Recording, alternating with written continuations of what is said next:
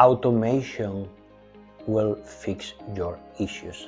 Automation won't fix your issues, will make your issues automatic. Now, do I believe that automation may be the future? Yes, potentially, but first you have to look into your process, you have to optimize your process, you have to standardize your process, you have to use the process multiple times and continue optimizing your process. And only when you have a process that is very solid, reliable, and standardized, then you start thinking about automation.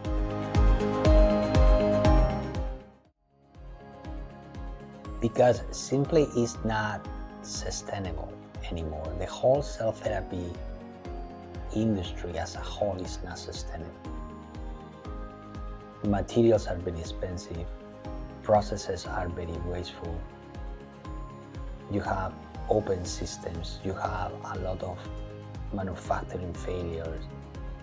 When you put everything together, you have a model that simply does not work. Now, the good news is the science does work. And what we have to do is to look into processes, optimize processes, and by doing so, it's a matter of time that the cost will go down.